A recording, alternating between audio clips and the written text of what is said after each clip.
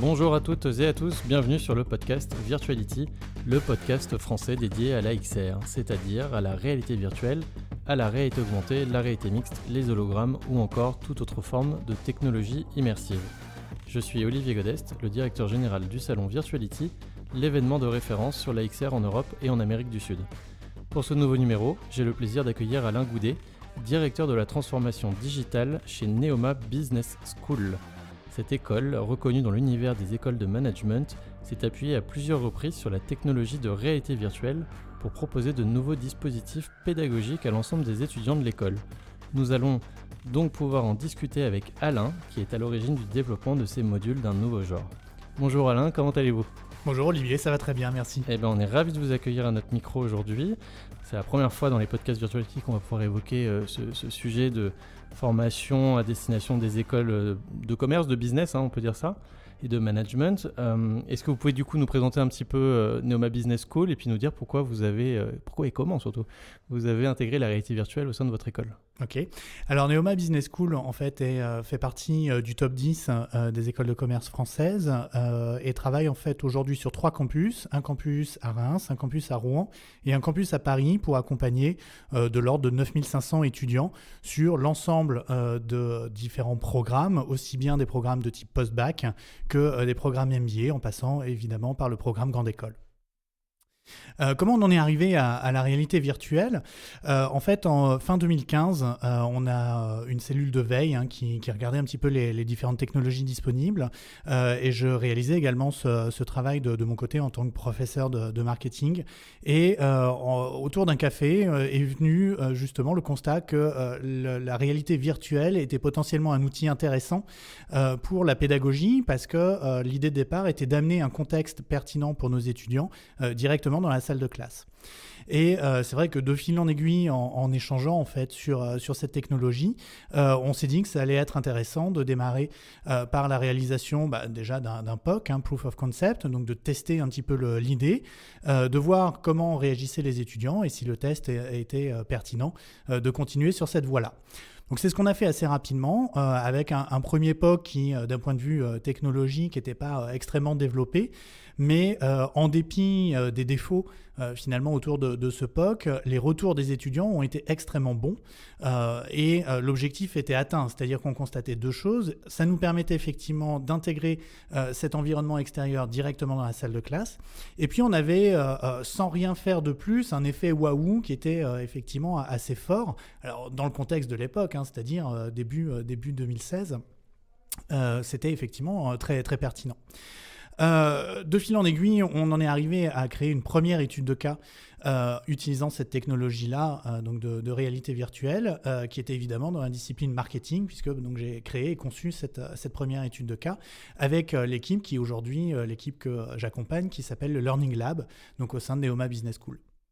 Et donc en 2015, on n'avait même pas encore ces casques grand public type HTC Vive, Oculus Quest, le Samsung Gear à peine, on était sur les premières versions. Il arrivait tout juste. Quels ont été donc du coup les cas d'usage qui ont été mis en application ? C'est-à-dire qu'est-ce que vous avez proposé comme type d'expérience aux étudiants ? Et vous avez dit que voilà, les retours étaient positifs. Plus concrètement, c'est-à-dire dans une école, on est là pour apprendre des choses. Ça leur a aidé à apprendre quoi exactement, ce type de dispositif ? Alors déjà en termes de technologie, on avait un choix initial qui était un choix extrêmement important autour de la scalabilité, c'est-à-dire comme je l'ai indiqué, Neoma Business School accompagne 9500 étudiants, donc on était obligé d'aller sur des choix technologiques qui nous permettaient de proposer ces études de cas en réalité virtuelle potentiellement à l'ensemble de nos étudiants. Donc on est parti en fait sur le développement d'une application embarquée sur un smartphone et sur un choix de casque passif de type Omido ou Google Cardboard. Et ce qui est assez bien parce qu'en fait la courbe technologique finalement est suivie par le téléphone qu'utilisent nos étudiants de toute façon par ailleurs. Et nous, en termes d'investissement en fixe, on a évidemment le développement de l'application et l'acquisition de ces casques, mais qui sont des casques passifs, donc on peut garder pendant plusieurs années. Du coup, le développement de l'application, effectivement, a été un chemin beaucoup plus compliqué qu'aujourd'hui parce que, évidemment, à l'époque, on n'avait pas toutes ces caméras qui faisaient tout en même temps avec un stitching intégré d'une assez bonne qualité, etc. On a été sur un assemblage de caméras de type GoPro avec un stitching à la main, une post-prod assez complexe parce que les outils de l'époque ne permettaient pas nécessairement de le faire aussi facilement qu'aujourd'hui. Et donc, du coup, on a eu une vraie courbe d'apprentissage en fait sur la production de contenu immersif utilisant donc la technologie de photos et de vidéos à 360 degrés. Parce que pour faire ça, vous avez tout fait en interne du coup. Alors, on a fait en quasi interne, c'est-à-dire qu'on a tout fait à l'intérieur de l'écosystème de Neoma Business School.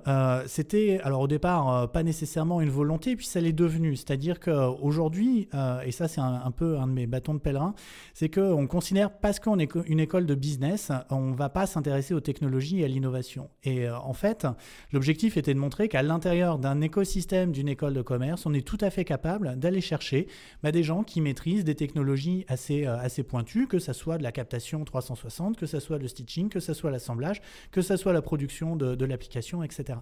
Et c'est vrai que du coup, c'est pour ça que je dis c'est du quasi interne, parce que évidemment, on a eu recours à des personnes extérieures à l'école, au sens strict, pour autant qui gravitaient en fait dans l'écosystème de l'école. D'accord, donc par exemple pour la captation, est-ce qu'on peut revenir peut-être d'abord sur le dispositif exact de ce qui a été proposé aux étudiants? Donc il y a eu d'autres dispositifs, j'imagine depuis, dont on parlera peut-être tout à l'heure. Ça c'était la première version, on va dire peut-être. Alors, oui, c'est la première étude de cas. En fait, aujourd'hui, nous, on suit une courbe de progression en termes de développement, une espèce de roadmap, où, en fait, à chaque nouvelle étude de cas qu'on produit, puisque donc Neoma Business School produit ses propres études de cas, on augmente en fait la complexité. Et par contre, on est toujours basé sur cette application initialement développée, donc pour la première étude de cas, qui a évidemment beaucoup évolué depuis. La base est toujours la même, après on fait évoluer le contenu à l'intérieur. Ouais, elle est en V4 quand même, la base, mais oui, on fait évoluer pas mal de choses. D'accord, et donc concrètement, quand on met le casque sur la tête des élèves pour les aider dans ce cours de marketing, à quoi ça sert ? Alors, quand on met le casque sur la tête des élèves, ça sert déjà à avoir quelque chose comme dans la vraie vie. C'est-à-dire que là où dans une étude de cas traditionnelle, on aurait un polycopié d'une 40aine ou d'une 50aine de pages avec une structure finalement très hiérarchisée, très ordonnée, grand 1 le contexte, grand 2 le détail de la direction marketing, la direction financière, etc. Grand 3 les tableaux chiffrés, grand 4 les interviews, puis après les annexes. Et finalement, en lisant le texte, on connaît déjà à peu près les questions, donc les réponses. Là, finalement, la consigne est très simple, puisque sur cette première étude de cas, je leur dis, vous venez d'être nommé directeur de ce magasin que vous allez visiter pour la première fois. Il vous est demandé 3 choses. 1, effectuer un diagnostic critique individuel. 2, vous allez vous rassembler avec vos pairs à l'intérieur du réseau pour identifier les points clés et critiques et stratégiques pour ce point de vente. Et 3, vous allez devoir être force de proposition, donc cette fois-ci en groupe. Donc il y a bien ces 3 séquences pédagogiques. Ce que nous permet la réalité virtuelle, c'est d'amener donc le magasin directement dans la salle de classe. C'est d'offrir finalement un certain nombre de contenus, de situations managériales que les étudiants vont pouvoir observer comme dans la vraie vie, c'est-à-dire une interaction client par exemple, c'est-à-dire l'échange entre différents salariés du point de vente, comment se passe en l'occurrence la réparation d'un téléphone portable, puisque c'est un magasin d'accessoires de téléphonie et de réparation de téléphones portables. Et du coup, de faire un diagnostic par rapport à tout le déroulé de ce qu'est un magasin, aussi bien en front office, en relation avec les clients, qu'en back office, au niveau de la gestion administrative, du système d'information, de la logistique, des stocks, de l'atelier, etc. Donc on amène tout ça directement dans la salle de classe et les étudiants déjà vont pouvoir prendre conscience de ce qu'est un magasin, qui n'est pas juste la relation client, vont pouvoir analyser ce qui se passe aussi bien du côté back-office que du côté front-office, vont pouvoir être critiques et avoir un œil critique au regard, par exemple, des vitrines, au regard de l'agencement dans les rayons, au regard de l'aménagement global du point de vente, et vont pouvoir comme ça lister un certain nombre de points critiques et peut-être d'axes de progression pour le magasin. D'accord, et donc sur la création du contenu en tant que tel, je reviens un petit peu sur ce sujet-là. On est donc sur de la vidéo 360, on n'est pas sur de la création 3D, on est sur de la captation, comme vous l'avez dit, avec des caméras. Sur cette captation, sur la partie scénaristique des contenus, là-dessus, vous travaillez avec des prestataires extérieurs ou tout a été vraiment produit uniquement, entre guillemets, en interne, pour reprendre le terme ? Là, pour le coup, on l'a produit complètement en interne et on a développé un vrai savoir-faire là-dessus. C'est vrai que l'équipe donc, du Learning Lab aujourd'hui est une équipe qui est spécialisée en fait sur les nouvelles pratiques pédagogiques et notamment sur les enjeux de scénarisation d'un cours. Et c'est vrai que j'ai eu la chance finalement de travailler très tôt avec les personnes de cette équipe et ce qui m'a permis de découvrir finalement comment retravailler un cours qui, j'ai l'habitude de dire, dans l'ancien monde était assez transmissif pour transformer en fait cette transmission plutôt sur une démarche d'immersion et justement en prenant appui sur la technologie de VR. D'accord, super. Alors, combien d'étudiants ont pu profiter de ce dispositif à l'heure actuelle chez Neoma ? Alors aujourd'hui, on a plusieurs études de cas. Donc on a 2 études de cas qui sont produites. On en a une 3e à venir, qui sont dans des disciplines différentes. La première était donc en marketing, plus spécifiquement le merchandising, donc d'un point de vente. La deuxième a été faite en partenariat avec les Drives Leclerc dans le domaine de la supply chain management et de la logistique. Et la 3e à venir va être plutôt sur la discipline de ressources humaines et organisation des espaces. Aujourd'hui, donc sur les 2 premières, on est à plus de 3300 étudiants qui ont utilisé l'une ou l'autre, voire les 2, études de cas disponibles. Sur la distribution de ces contenus dans la salle de classe ou dans l'amphithéâtre, comment ça se passe finalement ? Est-ce que moi, avec mon téléphone personnel, finalement, si je suis étudiant chez Neoma, je peux accéder ? En fait, j'ai juste le casque Omido avec mon téléphone, smartphone si j'en ai un, assez puissant. Je peux profiter du contenu. Vous fournissez ce type d'équipement directement aux élèves. Est-ce que c'est plutôt utilisé justement dans le cadre de travaux pratiques en petits groupes ? Voilà, comment vous utilisez ces outils-là en termes de distribution derrière auprès des élèves ? Alors, on a testé un peu tous les modes. On a testé le mode challenge, l'amphithéâtre avec plusieurs centaines d'étudiants en simultané. Le fait est que le serveur de l'application tourne très bien, les téléphones, c'est pas le plus gros problème. La vraie difficulté a été en fait le téléchargement de l'application, puisque notamment toutes les bornes 4G du coin sont tombées, puisque quand on envoie 300 ou 400 étudiants en simultané sur un contenu type VR, mécaniquement, ça fait quand même un gros volume de données à un instant T. Vivement la 5G. C'est ça, vivement la 5G. Et donc du coup, la manière dont on procède classiquement, parce que là on était plutôt sur un mode événementiel, c'est plutôt effectivement en petits groupes, de l'ordre de 45 étudiants, ce qui est l'unité de base à Neoma Business School. Et on va se baser sur l'appareil des apprenants. En revanche, on a quand même un stock de spares parce que la plus grosse difficulté qu'on ait pu avoir, c'est en fait le syndrome de l'écran cassé. Généralement, le téléphone de l'étudiant est assez puissant, ne pose pas vraiment de difficulté. En revanche, souvent, le téléphone est tombé et du coup, quand on rentre un écran qui a été brisé à l'intérieur d'un casque de VR, ça donne un truc pas génial. Mauvaise idée. Ouais. Oui, et puis c'est dangereux pour les yeux. En plus, se retrouver avec un morceau de verre dans les yeux, c'est pas trop conseillé quand même. Ça me fait penser à une question qui revient quand même assez souvent quand on parle de réalité virtuelle, le sujet du motion sickness. On connaît nous parce qu'on est dans le sérail un petit peu de cette industrie-là, quels sont les facteurs, etc. Mais typiquement, est-ce que vous avez eu des problèmes auprès de certains étudiants en raison de ces sujets de, on va dire, mal de mer, pour reprendre un terme plus français, que peut provoquer parfois la réalité virtuelle ? Alors, on a eu la chance en fait d'avoir détecté la problématique relativement tôt, puisque autant sur le premier POC où on voulait juste tester l'intuition, on n'avait rien intégré de particulier, autant sur la première version de l'étude de cas en marketing, et dès cette première version, on avait intégré la problématique du mal des transports ou du motion sickness. En fait, très tôt, on avait identifié dans un certain nombre d'études que le pourcentage pouvait atteindre jusqu'à 30, 40, voire 50% de la population, ce qui est juste élevé, et ce qui projetait sur 9500 étudiants n'est juste pas possible au regard de l'enjeu de passage à l'échelle. Donc du coup, on a effectivement dans le design de l'immersion intégré en fait cet enjeu pour éviter, limiter le mal des transports. Aujourd'hui, dans la pratique, on a réussi à ramener le taux de motion sickness autour de 3-4%. Et on forme les pédagogues, les profs et l'ensemble des équipes encadrant en fait le dispositif d'études de cas en réalité virtuelle à ce sujet-là. Ce qui fait qu'en fait, on a tout un préalable d'alerte ou d'information au niveau de nos étudiants pour les prévenir qu'il peut y avoir effectivement donc, du motion sickness, quels en sont les premiers symptômes et qu'en gros, c'est rien de grave à partir du moment où on arrête suffisamment tôt l'immersion.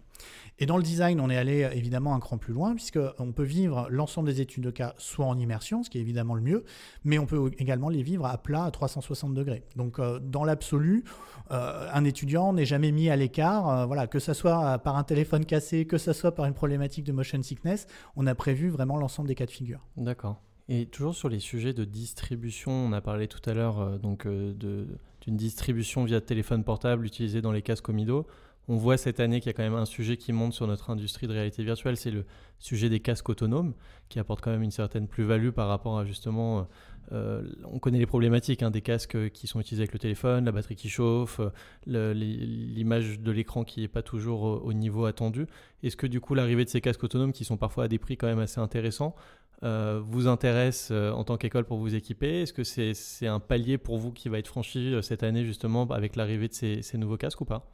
Alors oui, clairement, dès le départ, on s'est placé sur une trajectoire en fait d'évolution technologique des technos de réalité virtuelle. Donc on a démarré par la photo et la vidéo 360 degrés parce que techniquement, donc en 2015-2016, c'était ce qui était réalisable et réaliste du coup pour le produire. Demain, on sera probablement sur des dispositifs assez différents. Les casques autonomes ont un certain nombre d'avantages, un certain nombre d'inconvénients. Voilà, nous, si on prend le prix d'un casque autonome x 45, c'est déjà pas nécessairement le même budget en investissement rien que sur le hardware. Maintenant, on regarde effectivement ce qu'on va pouvoir faire de plus ou de différent avec cette technologie-là.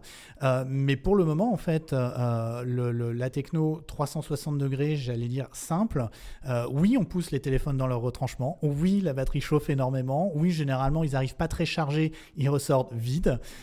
Mais voilà, c'est des choses fondamentalement qu'on peut gérer sur une session de cours sans trop de difficultés. D'accord. Alors, concernant à la fois les étudiants, mais aussi l'organisation, c'est-à-dire l'école, selon vous, c'est quoi les points forts justement de cette technologie par rapport à vos usages?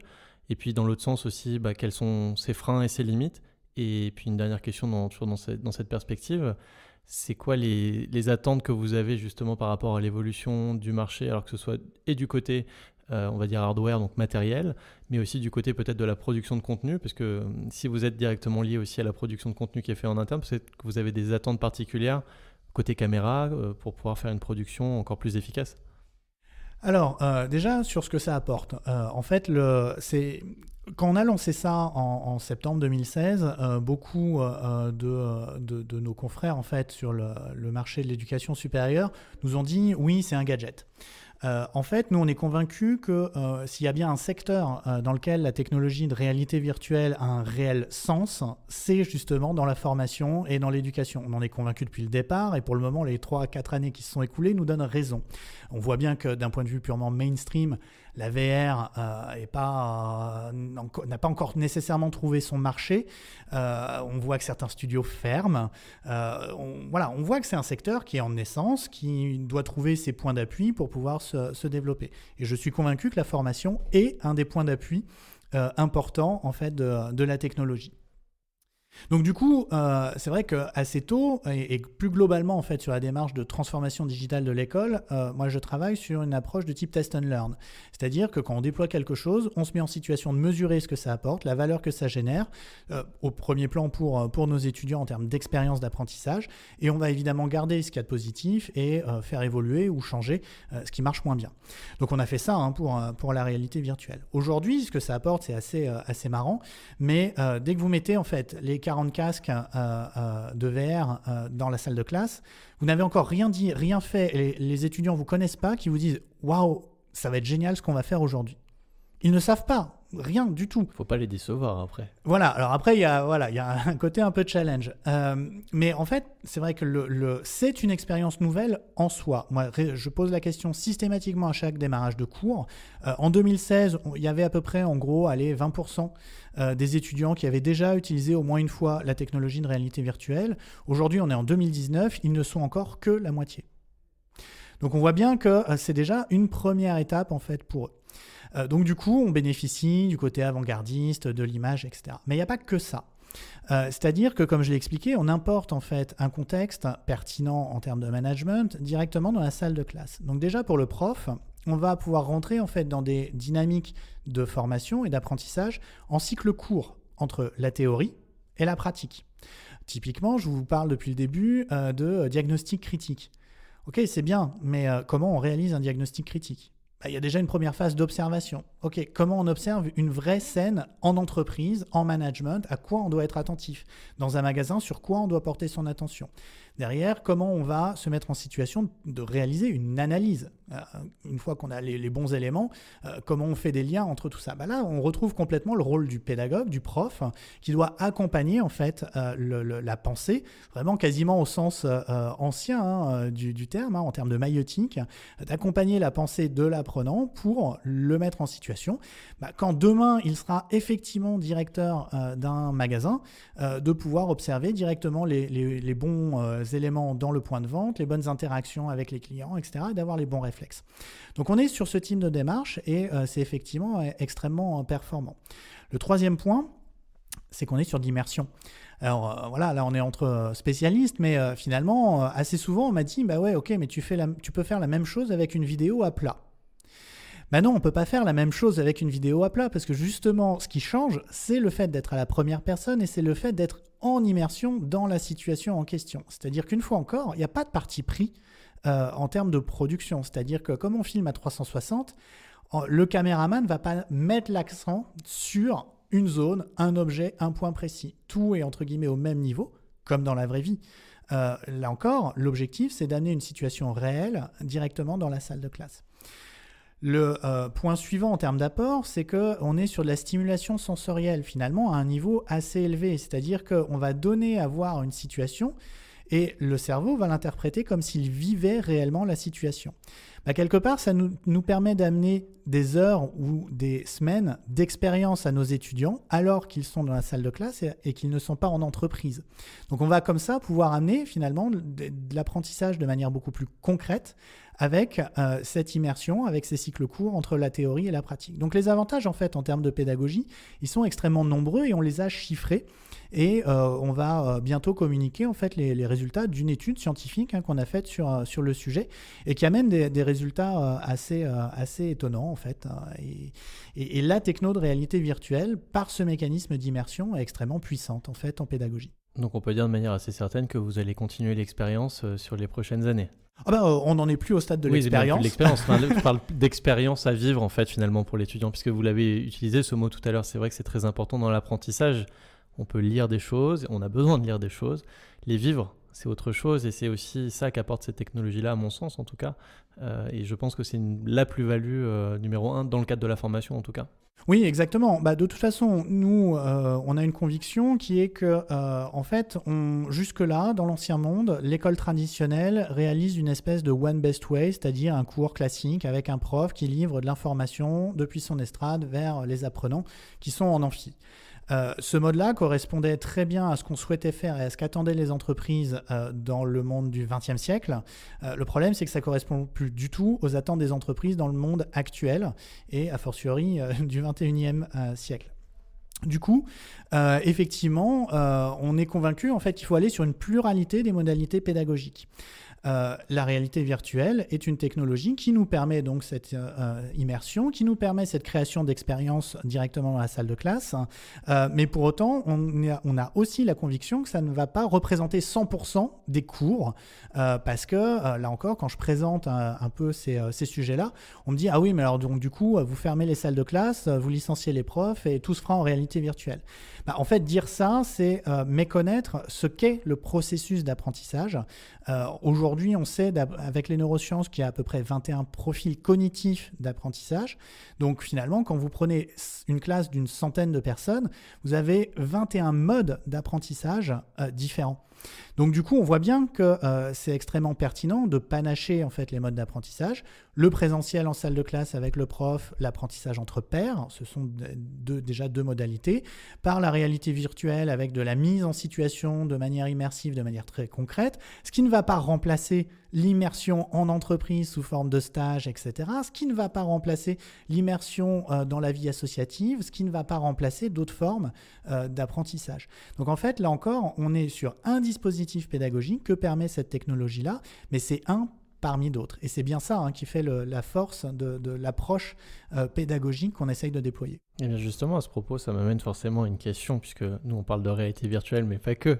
Je vois que vous me voyez venir, évidemment, la réalité augmentée, c'est un sujet qui monte aussi très très très fort en ce moment. Il y a plusieurs rumeurs pour l'année prochaine aussi qui circulent sur peut-être une distribution grand public encore plus importante que ce qu'on peut avoir aujourd'hui avec simplement une tablette et un téléphone. Est-ce que c'est une technologie qui est dans vos radars pour un besoin bien précis? Est-ce que vous avez déjà des projets peut-être sur le sujet qui sont en cours chez Neoma? Alors, c'est une question éminemment confidentielle. Évidemment, voilà, j'en étais sûr. Donc, la technologie, est-ce qu'elle est dans les radars? Oui. Est-ce qu'on a des projets? Oui. Est-ce que je peux en dire plus? Non. Mais après...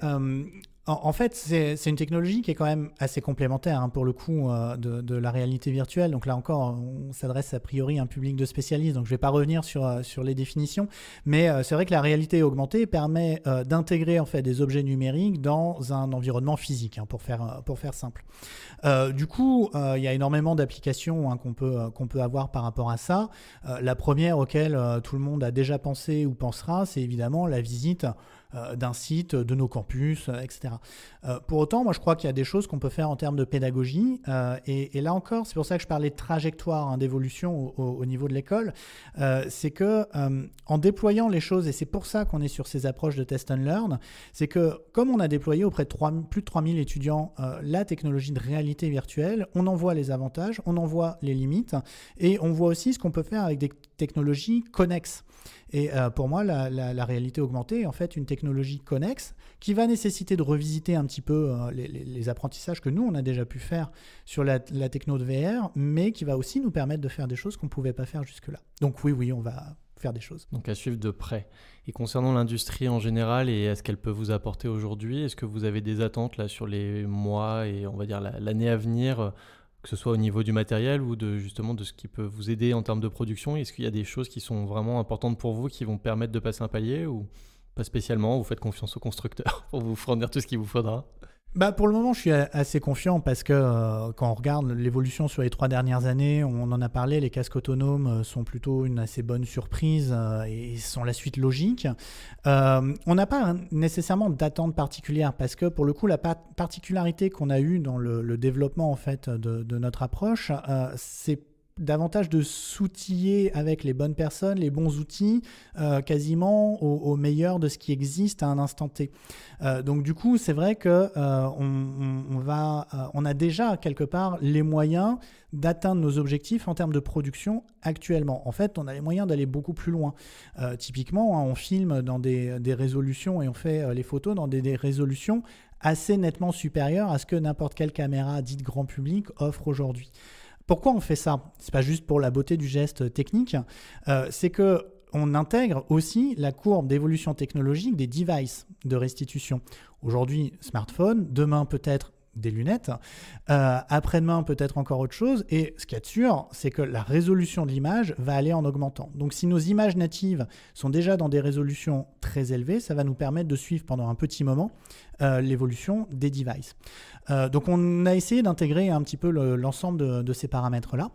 Après, je crois aujourd'hui qu'un des gros enjeux, ça va être globalement pour l'écosystème autour de la réalité virtuelle, ça va être peut-être de simplifier en fait la chaîne de production. C'est-à-dire qu'aujourd'hui, nous, on a cette capacité-là parce qu'on est allé chercher les bonnes compétences, les bonnes approches, les bons outils, etc. Pour autant, si on veut que l'usage se démocratise, il va falloir essayer de faciliter la vie autant que possible au niveau de la production. Et puis derrière, également en termes de restitution. C'est vrai que là, nous, aujourd'hui, on est en train de regarder sur la prochaine étude de cas comment on va intégrer davantage d'interaction avec l'étudiant. C'est pas des choses nécessairement très simples à faire comme ça. Alors, il y a des outils auteurs, il y a plein de choses qui sont apparues. Pour autant, là encore, la difficulté des outils auteurs, c'est que finalement, comme ils cherchent à répondre à plein de besoins très différents, il y a presque trop de fonctions, ça part un peu trop dans tous les sens sans nécessairement aller proprement jusqu'au bout de telle ou telle fonction.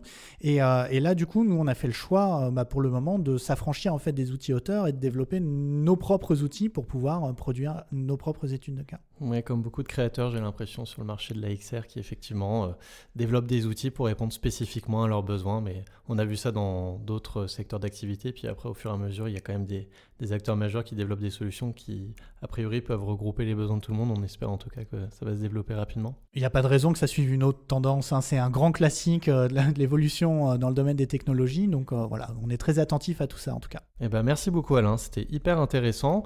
Je vous rappelle qu'on parlera aussi beaucoup des sujets tech pendant le prochain salon Virtuality Paris du 21 au 23 novembre.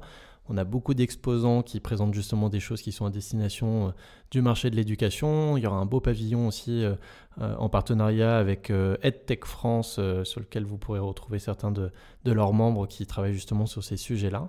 Et je pense que nous aurons également quelques conférences sur le sujet qui seront pendant le salon. Vous pouvez retrouver toutes les infos sur virtuality.fr et pour rappel, le salon se déroulera du 21 au 23 novembre 2019. Alain, merci encore d'être passé à notre micro. Merci à vous. C'était un plaisir et puis je vous dis à très bientôt pour un nouveau numéro des podcasts Virtuality. Au revoir.